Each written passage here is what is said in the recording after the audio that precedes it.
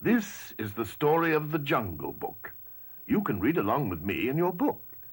You will know it is time to turn the page when you hear the jungle bird call, like this.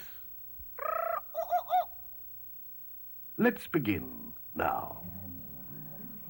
It was many years ago when I, Bagheera, the panther, found a little lost man cub. He was alone and unprotected in the jungle of India. So I took the small boy to a nearby family of wolves I knew. As I had hoped, the mother wolf felt sorry for the man cub, and she said to me, Bagheera, leave him with us, and we will raise him. That is how little Mowgli, the man cub, came to be brought up by jungle animals. He was a favorite with all the wolf cubs of the pack. They treated him just like a brother wolf. Mowgli even made friends with the elephants and often marched in their elephant patrol. He loved living in the jungle. Although Mowgli did not know it, I would often watch him from a distance to make sure he was safe. You see, the jungle also holds many dangers. There was the crafty Kaa who smacked his forked tongue at the sight of the delicious man cub. Oh, I shudder to think how that tricky snake almost hypnotized Mowgli right into his greedy coils. Luckily, Mowgli called for help, and I arrived in time to save him.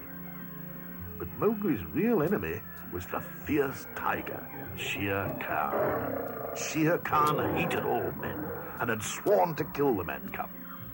The tiger did not want to take a chance that the boy would grow up and become another hunter with a gun. It was then that I spoke with Rama, Mowgli's wolf father. I'm sorry, Rama, but even the whole wolf pack could not protect Mowgli from Shere Khan. Everyone is in danger as long as the man cub remains here. Rama had known this day would come, and he sadly agreed to let me take Mowgli to the safety of the man village. The problem now was convincing Mowgli.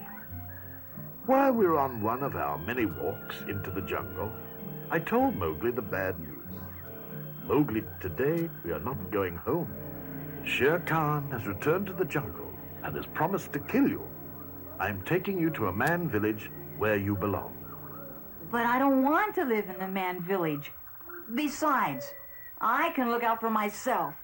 Ha! You're so small, you would not last one day alone. Well, I'm not going. And Mowgli stormed off deep into the jungle. I knew the man cub would have to learn about the ways of the jungle for himself, so I let him go. But I followed close behind to see that he stayed out of trouble. Unfortunately, who should the man cub meet first but that happy-go-lucky jungle bear, Baloo? Mowgli listened eagerly as Baloo sang to him about the simple, carefree life of a bear. Look for the bare necessities, the simple bare necessities. Forget about your worries and your strife.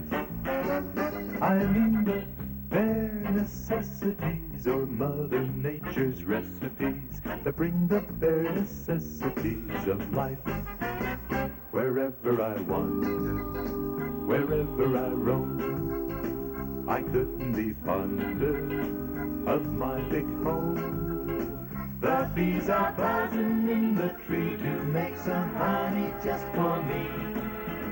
Look under the rocks and plants and take a glance at the fancy ants, then maybe try a few. The bare necessities of life will come to you. They'll come to you. I had to step in.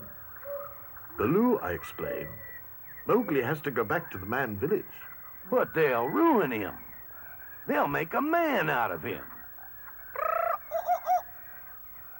Our discussion was cut short when a band of monkeys grabbed Mowgli and whisked him up into the treetops.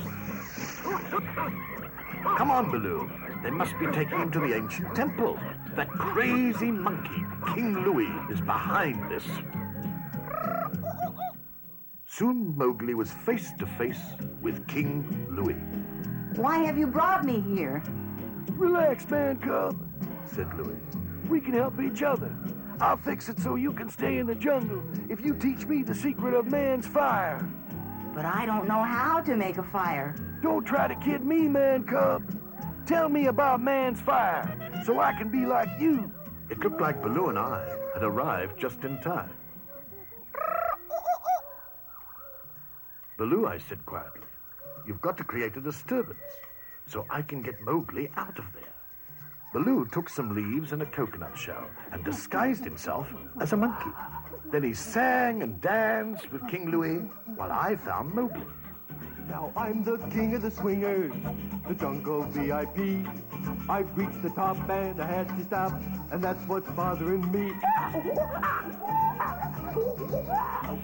I wanna be a man cub, and stroll right into town, and be just like the other men. I'm tired of monkeying round. Oh, I wanna be like you. I wanna walk like you, talk like you. You see it's true, and it's like me. Can learn to be you, man, too. But the disguise didn't fool Louis for long. It's Baloo. Get that bear. In the wild chase that followed, Baloo bumped into a shaky old stone pillar, and the ancient temple walls came crashing down around the monkeys. That gave us a chance to escape. Now, Baloo agreed with me that Mowgli must go back to the man village, but Mowgli still couldn't understand. But Baloo, I want to stay here and be like you.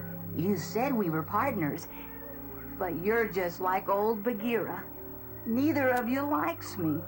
Now hold on, little britches, said Baloo. Bagheera and I are only trying to do what's best for you. You're a human, and you belong with other humans.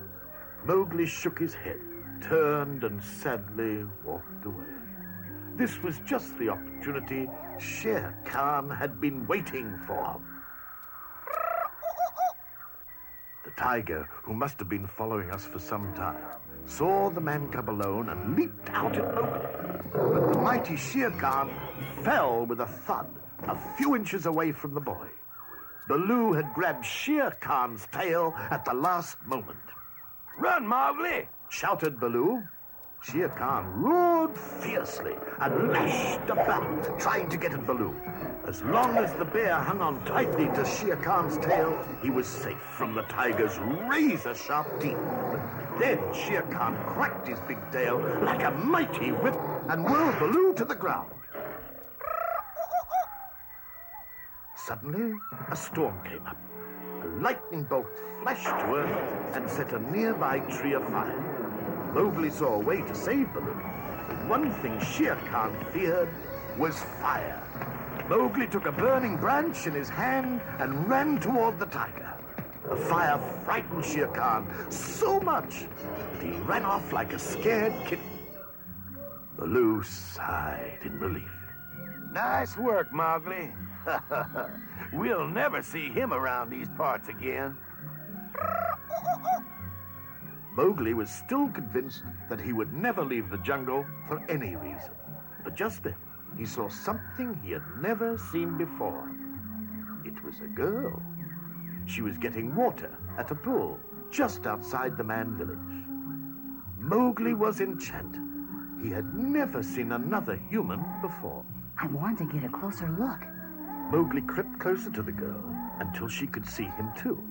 She dropped her water jug, and Mowgli stepped in to help her carry it back to her village.